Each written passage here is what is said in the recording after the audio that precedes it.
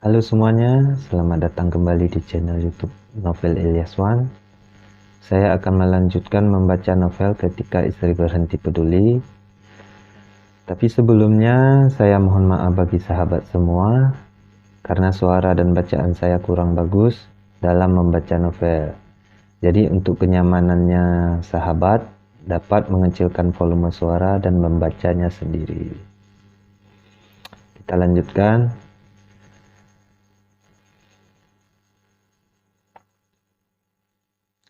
Ketika Istri Berhenti Peduli, Part 70, Povnaya.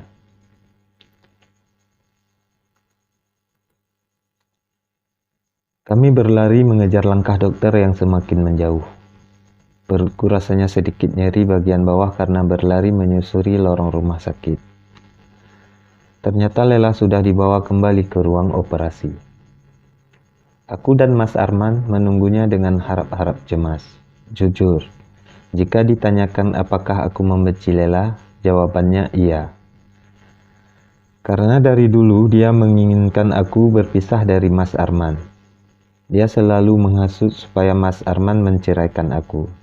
Apalagi setelah kejadian kemarin, ketika dia ingin menjualku pada laki-laki hidung belang. Rasa benciku semakin bertambah-tambah rasanya. Tapi jika sekarang ada yang menanyakan, apakah aku mencemaskan Lela? Jawabannya juga iya. Aku sangat mencemaskan dia.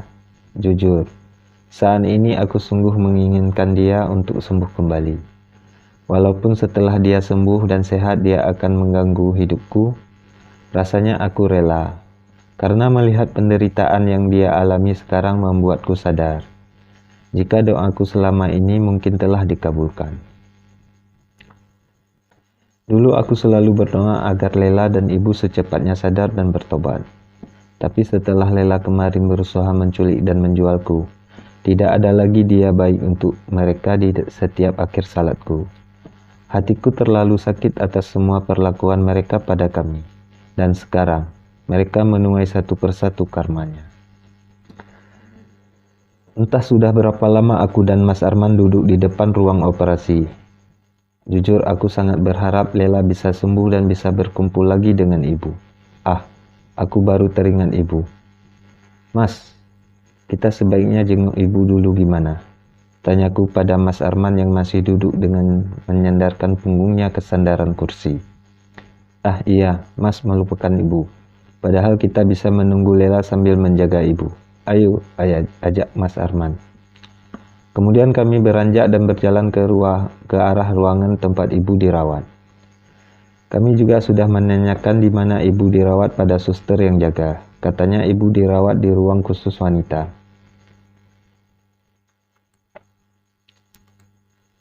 Mas, apa kita bilang saja sama ibu tentang kondisi Lela? Tanyaku saat masih berada di lorong-lorong rumah sakit. Kita lihat dulu kondisi ibu bagaimana. Kalau tidak terlalu parah, kita bilang saja, biar ibu bisa menunggu Lela. Jawab Mas Arman yang aku balas dengan anggukan. Saat akan sampai di depan ruangan ibu, aku melihat Pak Putra sedang duduk dengan seseorang. Mungkin itu kakeknya karena dia hanya memiliki kakek. Mas, itu Pak Putra, ucapku pada Mas Arman sekedar memberitahu. Iya, mungkin ada saudaranya yang sakit, jawab Mas Arman. Pak Putra, sapa Mas Arman saat kami sudah berada di jarak yang dekat.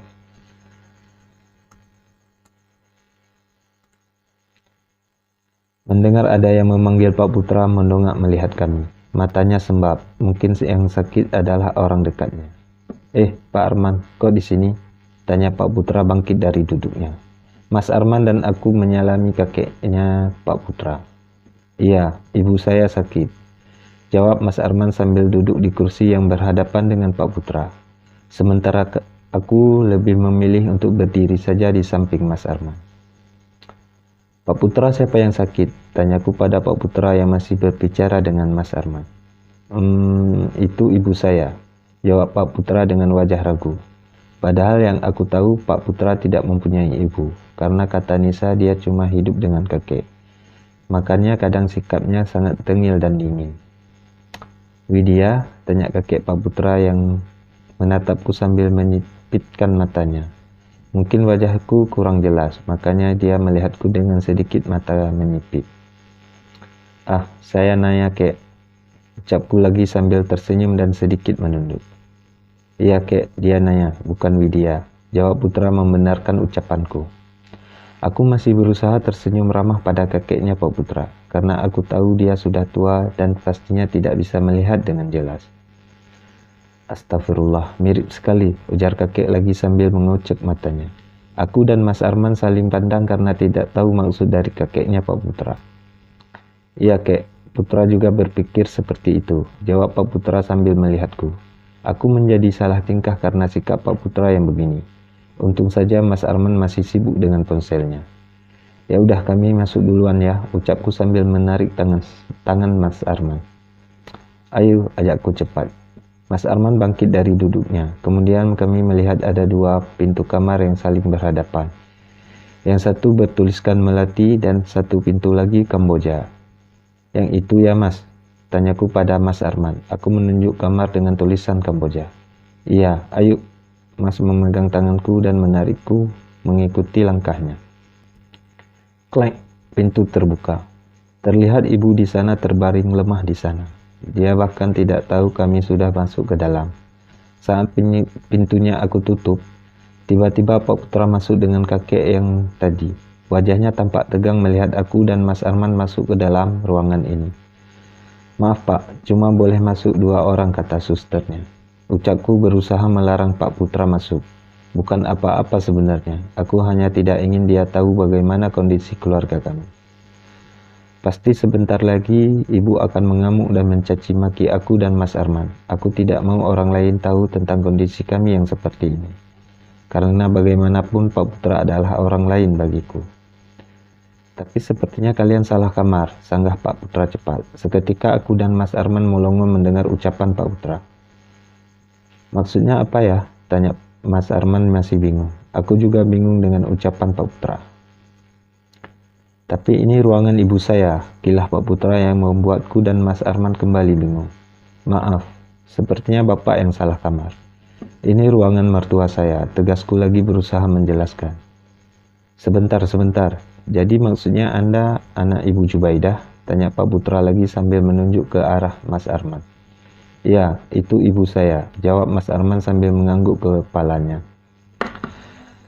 Sedangkan Pak Putra melihat ke arah kakeknya yang sedari tadi berdiri di depan pintu. "Bisa kita bicara di luar dulu?" tanya kakek Pak Putra pada kami berdua. Aku melihat lagi ke arah Mas Arman. Dia hanya mengangguk padaku tanda menyetujui permintaan kakeknya Pak Putra.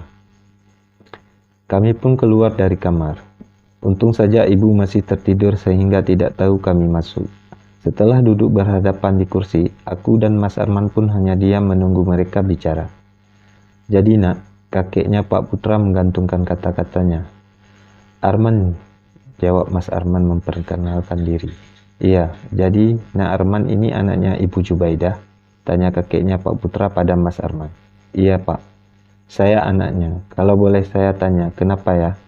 tanya Mas Arman balik. "Sebenarnya aku sangat penasaran dengan apa yang terjadi. Nama saya Hartono. Saya pemilik hotel sekaligus gudang tempat anaknya Ibu Jubaidah disekap," jelas Pak Hartono pada kami. Ah, aku baru ingat jika Pak Putra adalah cucu dari pemilik hotel megah itu. Hanya saja aku tadi tidak mengerti, karena aku tidak tahu hotel mana lokasi Lela ditemukan. "Ah iya, saya sudah dengar itu dari pihak rumah sakit, tapi saya sangat menyayangkan kenapa kasus ini ditutup, karena bagaimanapun pelakunya harus bisa ditangkap. Mengingat bagaimana dia menyiksa Lela, adik saya," balas Mas Arman dengan nada tegas. "Aku juga bingung kenapa kasus ini sampai ditutup. Seharusnya kasus ini bisa dilanjutkan agar si pelaku jera. Apa karena ibu tidak punya uang untuk memperkarakan kasus ini? Karena bagaimanapun juga kita harus punya cukup uang untuk menyewa pengacara dan biaya lain-lain." "Saya juga tidak tahu kenapa. Kalian bisa tanyakan nanti pada Bu Jubaidah sendiri," jawab Pak Hartono. Kami hanya mengangguk-angguk mengerti. Terima kasih sebelumnya sudah menjaga ibu saya. Sekarang karena kami sudah di sini, kalian bisa pulang untuk istirahat. Terima kasih sudah menjenguknya, ucap Mas Arman sambil tersenyum tulus pada Pak Putra dan Pak Hartono. Tapi anehnya mereka malah saling pandang. Tidak ada senyuman di wajah mereka, yang ada hanya guratan kesedihan di wajah Pak Putra. Sebenarnya ada hal lain lagi yang akan kami sampaikan, jawab Pak Hartono yang kembali membuat kami tertegun. Apa itu Pak? Tanyaku penasaran. Sebenarnya Ibu Jubaidah itu adalah anak saya dan putra cucu saya ini anaknya. Jelas Pak Hartono yang membuat aku dan Mas Arman terkejut. Mas, maksudnya gimana ya Pak? Tanya Mas Arman tersenyum aneh. Aku juga merasa aneh dengan sikap mereka dari tadi. Jadi dulu setelah dia melahirkan putra, dia pamit karena suatu urusan. Dan setelah itu dia tidak pernah kembali lagi pada kami. Dia menghilang bak di telan bumi. Saya pikir dia sudah meninggal. Karena tidak kunjung kembali, tapi nyatanya dia masih hidup. Walaupun kami dipertemukan dengan cara seperti ini, tapi itu cukup membuat saya bahagia. Ternyata anak saya masih hidup dan sudah mempunyai anak di tempat lain. Kamu adalah cucu saya juga. Pak Hartono menjelaskan semuanya sehingga membuat aku dan Mas Arman terkejut. Berarti ibu masih mempunyai keluarga dan tidak main-main. Dia punya keluarga yang sangat kaya raya. Anda sedang tidak bercanda kan Pak? Tanya Mas Arman memastikan. Saya serius, kamu bisa tanyakan lagi nanti sama ibu. Dia akan siuman sebentar lagi. Tadi terpaksa dokter menyuntikkan obat penenang karena dia terus menangis memanggil anaknya. Jelas Pak Hartono lagi. Mas Arman kembali melihatku, seakan mengatakan jika dunia ini sempit sekali. Bagaimana bisa ternyata Pak Putra dan Lela bersaudara satu ibu beda ayah. Pak Putra dari tadi memilih diam tidak bersuara. Dari wajahnya aku tahu dia syok mengetahui kebenaran ini. Apa dia tahu jika Lela adiknya adalah wanita yang akan menculikku kemarin? Sebenarnya saya bukan anak kandung ibu. Saya anak tirinya, yang anak kandungnya adalah Lela, yang diculik kemarin, ucap Mas Arman yang membuat Pak Putra dan Pak Hartono melihat arah kami. Maksudnya? Iya, ibu menikah dengan ayah saya ketika ibu kandung saya sudah meninggal, jawab Mas Arman menjelaskan. Lebih baik begini memang kan, aku tidak ingin memiliki ipar seperti Pak Putra. Dia kaku dan sangat menyebalkan jika sedang koslet. Berarti kita tidak memiliki ikatan darah, tanya Pak Putra. Tidak Pak. Jadi yang sakit itu wanita yang kemarin mau menculik kamu, Nay, tanya Pak Putra memastikan. Dia memang tahu jika yang menculikku kemarin itu adalah adik iparku. Tapi kami sama sekali tidak menyangka jika Lela dan Pak Putra adalah kakak adik. Ya Pak, dia wanita yang kemarin, jawabku sambil sedikit tersenyum. Setidaknya aku tidak lagi menjelaskan pada mereka bagaimana sifat ibu dan Lela. Astagfirullah, jadi wanita itu adikku, lirih Pak Putra pelan namun masih bisa aku dengar. Dunia ini memang sangat sempit, aku tidak menyangka jika kami akan berada di situasi serumit ini. Jika Nisa dan teman-teman yang lain tahu tentang ini, maka akan yakin mereka akan menertawakan aku. Maaf, dengan keluarga Ibu Lela. Tiba-tiba ada seseorang perawat datang menjumpai kami semua. Akhirnya pandangan kami mengarah pada suster. Ya, kami keluarganya, jawab Mas Arman. Kami mau mengabarkan jika pasien bernama Lela sedang dalam keadaan kritis. Sebaiknya ada yang masuk untuk berjumpa dengan pasien. Karena dari tadi dia hanya menyebut nama Naya, ucap suster tersebut yang membuat kami terkejut. Dengan cepat Mas Arman menarik tanganku. Kami semua berlari ke kamar tempat Lela dirawat. Kecuali Pak Hartono yang menunggu ibu sadar. Menurut keterangan suster, Lela mengalami pendarahan yang cukup serius setelah operasi tadi. Tapi kenapa dia terus memanggil namaku? Dokter, apa saya bisa masuk? Tanya Mas Arman pada dokter yang baru saja keluar dari ruangan Lela. Boleh. Sepertinya pasien terlalu lemah dan tidak sanggup bertahan hidup, jawab dokter yang mampu membuatku menitikkan air mata. Tanpa sadar aku menangis mendengar berita tentang Lela. Tanpa menunggu lama, kami semua masuk. Ternyata Lela sudah diselimuti sampai leher. Ada juga seorang perawat yang sedang menunggu Lela. Aku mendekat, memegang tangan Lela yang tertutup oleh selimut. Sangat dingin. Lalu tanganku satu lagi mencapai puncak kepalanya. Di sini aku bisa melihat dengan jelas bagaimana luka lebam yang berada di tubuhnya. Kasus ini tidak boleh ditutup, pelakunya harus ditemukan. Dengan pelan aku mengusap rambut Lela. Dia menggerakkan matanya dan menatapku. Kemudian air matanya jatuh sampai membasahi bantal. Dia menangis dalam diam. Aku berusaha menghapus air matanya. Jujur, segala kesalahannya padaku sudah aku maafkan. Maaf, lirihnya pelan hampir tidak terdengar. Mas Arman yang berada di sisi kiri Lela juga menangis. Hanya saja dia lebih tegar dariku. Aku akan memaafkan jika kamu sembuh, kembali sehat ya, ucapku pelan sambil terus mengusap lembut rambutnya. Tanganku sengaja menggenggam erat tangan Lela. Aku berusaha menguatkan. Maaf, lirihnya lagi dengan suara bergetar. Iya, aku sudah memaafkan. Maafkan aku juga yang sudah membuat kamu kesal setiap hari, ucapku lembut. Kemudian mata Lela seperti melotot dan bergerak-gerak ke atas dan ke bawah. Aku tahu ini pertanda jika seseorang akan mengalami sukaratul maut. Dulu sebelum menikah, aku pernah mendengar kajian kitab tentang bagaimana jika seseorang akan mengalami ini. Dengan cepat aku ucapkan kalimat tauhid di telinga Lela. Ku genggam tangannya erat, lalu membisikkan kalimat Allah. La ilaha illallah Muhammadar Rasulullah. Berkali-kali kalimat Allah aku bisikkan di telinga Lela. Begitu juga Mas Arman, dia melakukannya di telinga sebelah kanan Lela.